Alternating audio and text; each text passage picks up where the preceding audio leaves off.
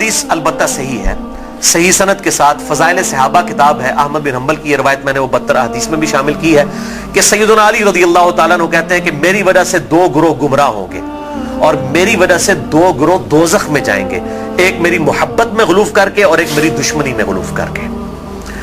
تو یہ سیدنا علی کا قول ہے، اور یہ محدثین کا پیٹ رول ہے کہ اگر کسی صحابی کا قول غیبی خبر سے متعلق ہو تو یہ امپلائیڈ ہوتا ہے کہ یہ نبی کے بتانے پر ہی موقوف ہے، یعنی نبی نے خبر دی ہے تب ان کو یہ مستقبل کی خبر پتہ ہے، ورنہ نبی کے علاوہ تو کسی کے پاس علم غیب نہیں نہ ہوتا اللہ تعالیٰ کی طرف سے۔ کوئی اور شخص تو یہ دعویٰ نہیں کر سکتا میرے اوپر وحی نازل ہوتی ہے، تو نبی کو جتنا اللہ تعالیٰ علم غیب دیتا ہے، غیب پر اطلاع دیتا ہے، وہ امت تک پہنچا دی جاتی ہے۔ تو سیدنا علی جب یہ قول بیان کر رہے ہیں تو یقیناً یہ موقوف ہے نبی صلی اللہ علیہ وسلم کے بتانے کے اوپر۔ تو یہ 2 ایکسٹریم رویے امت میں آج تک موجود ہیں، لیکن اب مسئلہ یہ ہوتا ہے کہ چونکہ فرقہ واریت ہو جاتی ہے تو اہل سنت سے اگر آپ پوچھیں گے وہ کہیں گے جی وہ جس دوزخ میں جس گروہ نے جانا ہے نا وہ یہ رافضی شیعہ ہے، دیکھیں سیدنا علی کے بارے میں کتنا غلو کرتے ہیں۔ اچھا آپ شیعہ سے جا کے پوچھیں وہ کہیں گے جس بندے جنہوں نے حضرت علی کی دشمنی میں دوزخ میں جانا ہے وہ اہل السنہ ہے۔ یہ دیکھیں کہ یہ حضرت علی کی جب شان بیان ہونی شروع ہوتی ہے تو یہ شیعت کا فتویٰ لگا دیتے ہیں، ٹھیک ہے۔ تو یہ دونوں ایکسٹریم رویے ہیں۔ اہل سنت کے ہاں بھی ناسبی موجود ہیں جو سیدنا علی سے بغض رکھتے ہیں، آج تک موجود ہیں، اور ان کی زیادہ تر تعداد جو ہے وہ اہل حدیث اور دیوبند مکتب فکر کے اندر موجود ہے۔ آپ کچھ بریلیوں میں بھی ایک کا دکا دانے آنے شروع ہو گئے، اور اسی طریقے سے جو رافضیوں کی اکثریت ہے وہ اہل تشیع کے ہاں پائی جاتی ہے جو کہ سیدنا علی کے بارے میں غلو کرتے ہیں۔ اہل سنت کا درمیان میں مسلک ہے اس حوالے سے، اور اس میں وہ امام شافعی کا شعر کوٹ کروں گا ضرور، جو انہوں نے دیوان الشافعی ان کا اپنا دیوان چھپا ہوا ہے، اس میں کوئی سند کی ضرورت نہیں ہے، اور تمام ائمہ محدثین نے اپنی حدیث کی کتابوں میں اس قول کو نقل کیا ہے، اسماء الرجال کی کتابوں میں اس قول کو نقل کیا ہے۔ امام زاہبی رحمہ اللہ نے جو امام ابن تیمیہ کے شاگرد ہیں انہوں نے بھی نقل کیا، امام ابن تیمیہ نے بھی نقل کیا، اور امام ابن کثیر نے بھی، اور باقی سارے ائمہ نے، ابن حجر اسقلانی نے بھی، کہ امام شافعی فرمایا کرتے تھے ان کان رفضا حب آل محمد صلی اللہ علیہ وسلم، اگر آل محمد کی محبت کا نام رافضی یا شیعہ ہونا ہے فلیشہد الثقلان انی رافضی، تو جن و انس گواہ ہو جاؤ اس بات پہ کہ میں رافضی ہوں۔ کہ اگر سیدنا علی سے محبت کا نام شیعہ ہونا ہے اور تم مجھے بلیم کرتے ہو کہ میں علی سے محبت کیوں کرتا ہوں، آل محبت سے محبت کیوں کرتا ہوں، اس کی بنیاد پہ تم مجھے شیعہ کہتے ہو، تو گواہ ہو جاؤ میں شیعہ ہوں۔ اور میں نے اس میں پھر ایڈ کیا کہ اگر آج امام شافعی زندہ ہوتے تو میں کہتا کہ شیخ صاحب آپ میرے بھی کچھ اشعار اس میں ایڈ کر لیں۔ آپ نے تو کہا نا کہ اگر اہل بیت کی محبت کا نام رافضی یا شیعہ ہونا ہے تو میں ہوں رافضی، تو میں یہ کہتا ہوں کہ اگر نبی صلی اللہ علیہ وسلم کی محبت کا نام اگر وہ غلوف کے درجے میں نہ ہو، بریلوی ہونا ہے تو میں بریلوی ہوں۔ اگر صحابہ کرام سے عقیدت کا نام اگر غلوف کے درجے میں نہ ہو، یہ شرط ہے، ادھر بھی معصومیت نہ کلیم کر دی جائے دیوبند کی طرح، اگر اس کا نام دیوبندی ہونا ہے تو میں دیوبندی ہوں۔ اور اگر کتاب و سنت کے منہج کو اور اجماع کو حجت مانتے ہوئے فائنل اتھارٹی ماننا اور اس کے مقابلے پر کسی کی بات کو حجت نہ سمجھنا اہل حدیث ہونا ہے تو میں اہل حدیث ہوں۔ تو یہ صرف ایک سمجھانے کے لیے ایک جملوں کے طور پر ہے، باقی الحمدللہ ہم مسلمان ہیں اور ہمیں اسی پر فخر محسوس کرنا چاہیے۔ اللہ تعالیٰ نے ہمیں مسلم پیدا فرمایا ہے، وَسَمَّاكُمُ الْمُسْلِمِينَ، اس نے نام بھی ہمارا مسلمان رکھا ہے، ہمیں اسی پہ فخر محسوس کرنا چاہیے۔ باقی جو یہ فکر کی بات ہوتی ہے، اگر اصحاب الحدیث یا اہل السنہ کی فکر محدثین نے استعمال کی تو یہ فکر کے طور پر تھا، کبھی یہ مسجدوں کے باہر اس طریقے سے تفریق نہیں کی جاتی تھی جس طرح آج کل ہو چکی ہے، اور آج کل بھی ہر جگہ نہیں ہے۔ پورے سعودیہ میں اس طرح کی تفریق نہیں ہے کہ مسجد کے باہر آپ کو اس طرح کی چیزیں ملیں، یا ملیشیا کے اندر جن ملکوں کے اندر تھوڑی ہوش آئی ہے تو ان چیزوں سے چیزیں پاک ہیں۔ اور ایون ہمارے جو یورپ اور امریکہ کے اندر اگرچہ فرقوں کے نام پہ مسجدیں بنی ہیں لیکن کم از کم وہاں پہ اتنی ٹالرنس ہے کہ لوگ تمام کے تمام لوگ ایک جگہ پہ نماز پڑھتے ہیں، ایک دوسرے کے پیچھے نماز پڑھ لیتے ہیں۔ یہ یہاں پر لعنت ہے انڈیا، پاکستان اور بنگلہ دیش کے گندے کلچر کے اندر کہ یہاں پر لوگ جو ہیں وہ مطلب اس طرح فرقوں میں بٹے ہوئے ہیں کہ ایک دوسرے کے پیچھے نماز بھی نہیں پڑھتے۔ آج مجھے ایک بھائی کا فون آیا، اکثر لوگ سوال کر رہے ہوتے ہیں فلاں کے پیچھے نماز ہو جاتی، فلاں کے پیچھے نماز ہو جاتی ہے۔ میں ان کو ایک ہی جملہ بولتا ہوں کہ میرے بھائی جس کو آپ کافر نہیں کہہ رہے نا اس کے پیچھے نماز ہو جاتی ہے۔ آپ نے اگر یہ اناؤنسمنٹ کرنی ہے کہ اس کے پیچھے نماز نہیں ہوتی تو اس کو پہلے کافر ڈکلیئر کریں گے۔ اگر آپ میں یہ جرت نہیں ہے نا، آپ مسلمانوں سے سمجھ رہے ہیں نا، अहलुल बिदा समझ रहे हैं, कलमा को मुशरिक समझ रहे हैं, कुछ भी समझ रहे हैं, काफिर कहने की आपको जुर्रत नहीं है ना, तो समझ ले कि वो मुसलमान है। अब वो मुसलमान है, वो अहले बिदत में से भी हो सकता है, कलमा को मुशरिक भी हो सकता है, ठीक है, कुछ भी हो सकता है, जब तक वो काफिर नहीं है उसके पीछे नमाज दुरुस्त है। ये है बिल्कुल मोटा सा फार्मूला। और अगर आप समझते हैं कि इस तरीके से लोगों को इस्लाम से बाहर निकालना है, तो मेरे भाई फिर ठीक है, आप सऊदीया वालों को भी एप्लीकेशन दें कि अहले हदीस एप्लीकेशन दे दें कि जी बरेलवी मुशरिक हैं, देवबंदी भी चूंकि तकलीद करते हैं वो भी मुशरिक हैं, शिया भी मुशरिक हैं, लिहाजा जो है चूंकि हरम के अंदर जो है वो मुशरिकीन का दाखिला ममनू है, लिहाजा सवाए अहले हदीस के किसी को हज करने की इजाजत ना दी जाए। एप्लीकेशन दें, और अगर वो आपकी एप्लीकेशन कबूल ना करें तो फिर आप वही फतवा लगाएं कि अगर वो नहीं कबूल कर रहे तो वो भी मुशरिक, जो हरम में आने दे रहा है मुशरिक को वो भी मुशरिक, और इमाम काबा जो उनकी लीडरशिप कर रहा है और इसके खिलाफ बोल नहीं रहा वो भी मुशरिक। फिर तो भाई मेरे फार्मूले आप लगाने शुरू कर दें। असल में सबको ये बात पता है, ये तकरीरों में जोश में आके किताबों में इस तरीके से जोश में चीजें लिख देते हैं, पता इनको भी है कि इस्लाम से नहीं निकाला जा सकता। जिनको इस्लाम से निकालना था ना, उम्मत ने इत्तेफाक करके उनको इस्लाम से निकाल दिया है, वो है कादियानी, उनके बारे में सबने इत्तेफाक किया हुआ है। अगर कोई कादियानियों के अलावा किसी मुसलमान के फिरके को जो इंडिया पाकिस्तान बांग्लादेश में पाया जाता है काफिर समझता है, तो भाई एप्लीकेशन पुट करे, आप देखें जरा फिर के साथ होती क्या है। अहले हदीस के खिलाफ पुट करेंगे ना, वो सारों के बाबों का चट्टा बट्टा खोल देंगे। आप बरेलवियों के खिलाफ पुट करेंगे, बरेलवी अहले हदीस देवबंद शिया के बाबों का चट्टा बट्टा खोल देंगे। शिया के खिलाफ पुट करेंगे ना, वो इनके सारे बाबों को नंगा कर देंगे। देवबंदियों के खिलाफ बात करेंगे, वो इनके बाबों को नंगा कर देंगे। क्यों? कि सबके पास थोक के हिसाब से एक दूसरे के खिलाफ गुमराहकुन नजरियात जो है ना किताबों के अंदर मौजूद है। ठीक है, ये इतना सीधा मामला नहीं है इसको जिस तरीके से समझा जाता है। तो ये मेरे भाइयों बहुत क्रिटिकल इशू है। जिसको आप काफिर नहीं कह रहे उसके पीछे आपकी नमाज बिल्कुल दुरुस्त है। या जुर्रत करें काफिर कहने की, फिर अगली बात करें। अगर आप ये जुर्रत नहीं कर रहे तो यकीनन आप मुसलमान समझ रहे हैं, एक दूसरे के पीछे नमाजें भी पढ़ते हैं, पढ़ें, एक दूसरे के साथ निकाह भी करें, एक दूसरे के साथ मामलात भी करें, इल्मी तरीके से एक दूसरे के साथ मामलात को आगे लेके चलें। बाकी तो हालत ये हो चुकी है मेरे भाई के यहां तो एक फिरके के जो लोग हैं उनमें कितनी पार्टी बाजी है। एक घर के अंदर एक फिरके के लोग हैं, उनमें पार्टियां मौजूद हैं। कोई एक जमात के साथ है, कोई दूसरी जमात के साथ है। वो कहता है जी कुर्बानी दी खाल मैं उन्होंने देनी है, वो कहता है मैं उन्होंने देनी है। और मौलवी दा वास चले तो तुम्हारी भी खाल के ला के ला जाए ईद वाले दाड़े। बिल्कुल कई लोग ऐसे मिले हैं, वो कहते हैं जी हम दो बकरे इसलिए देते हैं कि जी वो हमने एक जो है वो इस पार्टी को देना है, दूसरी पार्टी को देना है, वरना वो नाराज हो जाएगी। और दोनों का मसले एक ही है। और इसके अलावा सियासी बुनियाद पर जो डिवीजन हुई है वो अलग से है। तो डिवीजन तो बहुत ज्यादा है। और फिर कहते हैं जी वो हम आपस में एक दूसरे को गुमराह तो नहीं समझते, गुमराह नहीं समझते। तो मेरे भाई एक दूसरे का इस लेवल तक आप रद्द करते हैं कि मस्जिदें छीन लेते हैं एक दूसरे से। अगर गुमराह समझ रहे तो तभी मस्जिद छीनते हैं ना। मस्जिद क्यों छीनी जाती है कि मेरे वाले करें?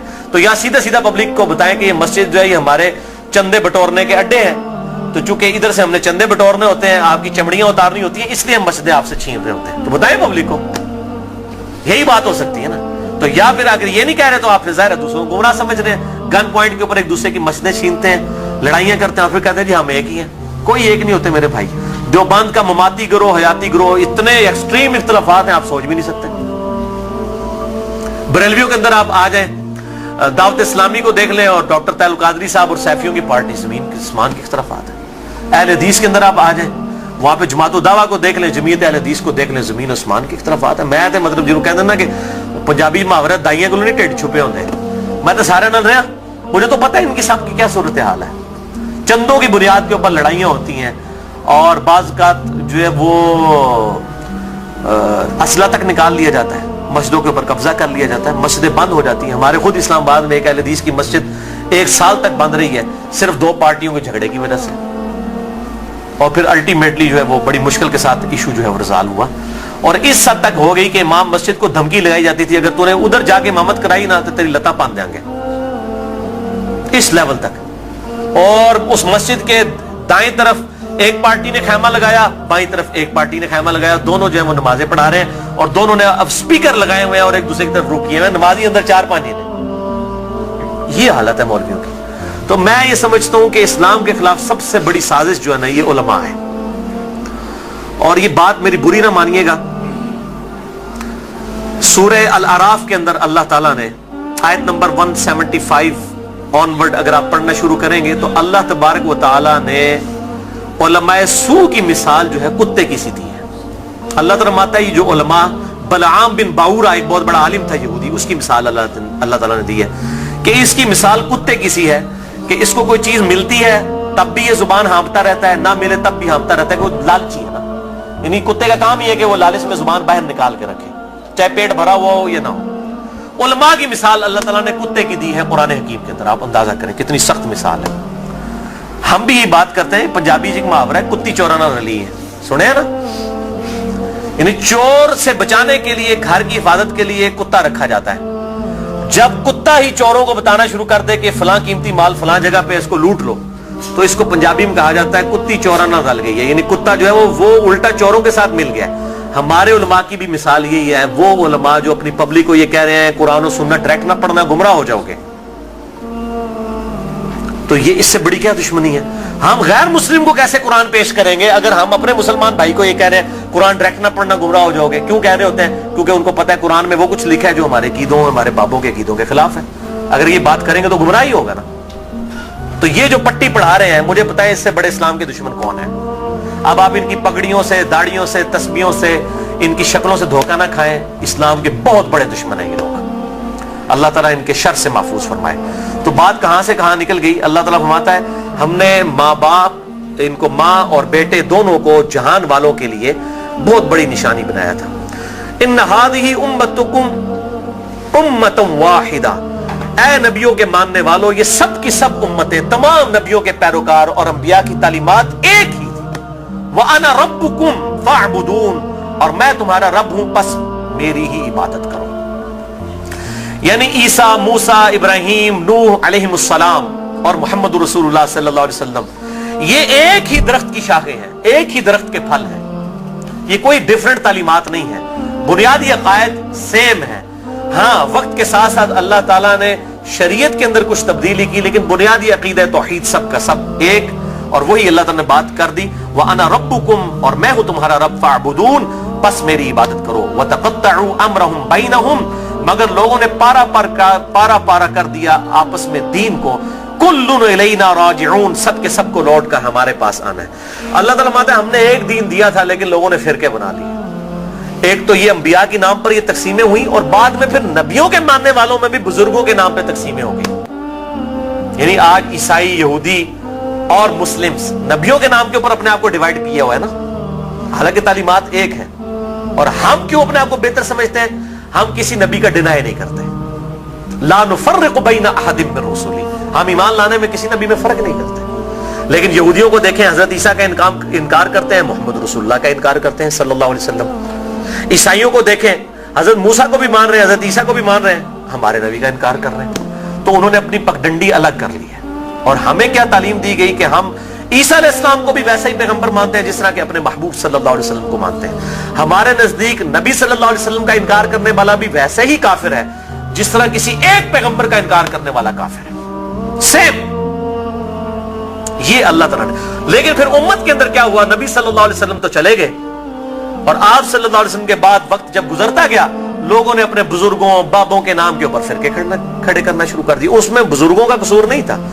यानी इमाम हनीफा, इमाम शाफी, इमाम अहमद बिन हंबल, इमाम मालिक रहमहुल्लाह अजमईन अलैहिमुस्सलाम रज़ियल्लाहु अन्हुम अजमईन, उनका कोई कसूर नहीं है। उन्होंने कहीं नहीं कहा कि हमारे नामों के ऊपर आप फिरके बनाए, अपने हमारे नामों के ऊपर चीजों को डिवाइड कर दें। उनकी कहीं ये तालीमात नहीं थी। उनकी तालीमात तो ये थी कि अल्लाह और उसके महबूब सल्लल्लाहु अलैहि वसल्लम को फॉलो किया जाए, अल्लाह और उसके महबूब सल्लल्लाहु अलैहि वसल्लम की तालीमात को लेकर चला जाए। उन्होंने कहीं नहीं कहा कि हमारे नामों के ऊपर आप फिरके बना लें। तो मैं उनको कंडेम नहीं कर रहा। आज जब हम ईसाइयों को कंडेम करते हैं, माअज़ल्लाह अस्तगफिरुल्लाह, हमें कभी गुमान भी नहीं होता कि हजरत ईसा अलैहिस्सलाम की हम तौहीन कर रहे हैं। हम तो कह रहे होते हैं क्रिश्चियनिटी गलत है, ईसा अलैहिस्सलाम तो वजीहन फिद दुनिया वल आखिरा, उनका कौन इनकार कर सकता है? उनसे तो हम मोहब्बत करते हैं, उनकी मोहब्बत को हम अपने ईमान का हिस्सा समझते हैं।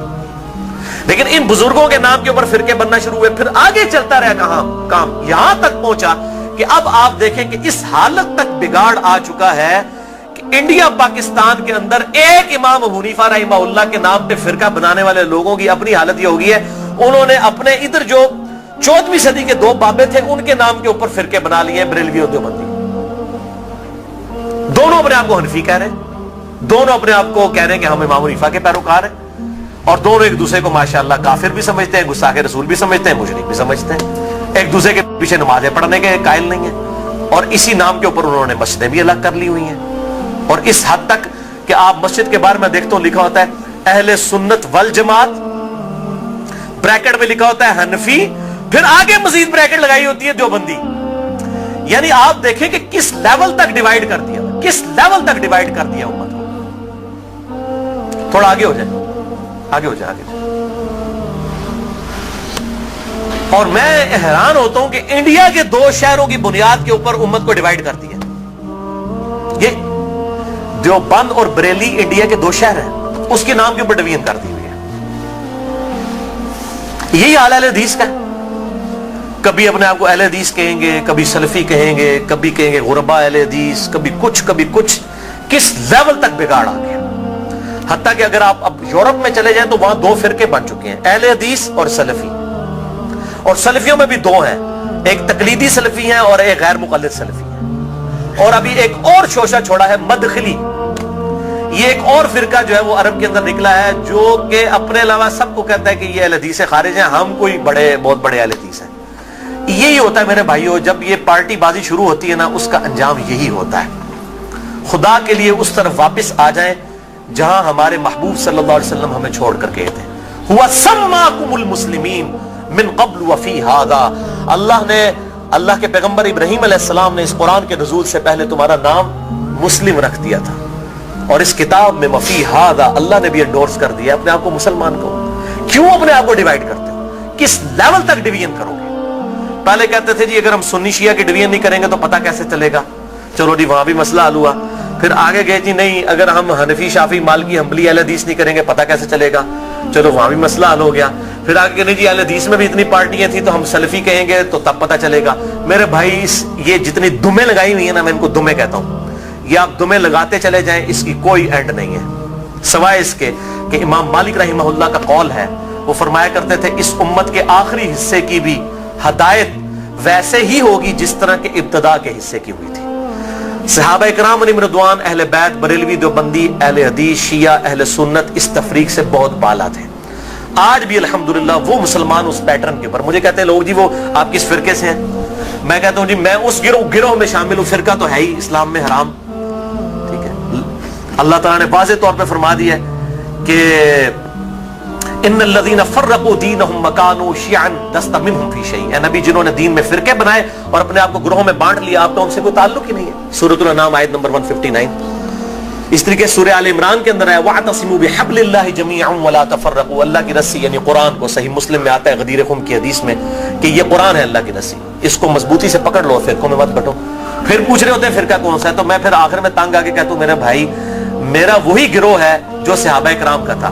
اگر صحابہ بریلوی تھے تو میں بریلوی ہوں، اگر صحابہ دیوبندی تھے تو میں دیوبندی ہوں، اگر صحابہ اہل حدیث تھے تو میں اہل حدیث ہوں، اگر وہ شیعہ تھے تو میں شیعہ ہوں.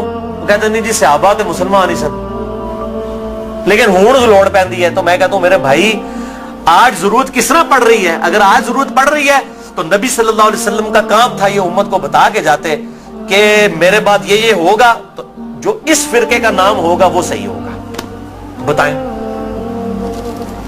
صرف ایک بات آپ نے فرمائی، الجماعہ کو پکڑ لینا، امت کی مین سٹریم کو. اور میں آپ کو بتاؤں امت کی مین سٹریم جو ہے نا عام مسلمان، وہ فرقہ واریت سے بالکل لا تعلق ہو چکا ہے. اور خصوصاً ابھی جو نیو مسلم ہے وہ اپنے آپ کو مسلمان محسوس کرنے میں ہی فخر محسوس کرتے ہیں الحمدللہ. تو اللہ تعالی ہمیں توحید پر بھی کاربند رکھے اور توہین رسالت سے بھی بچائے.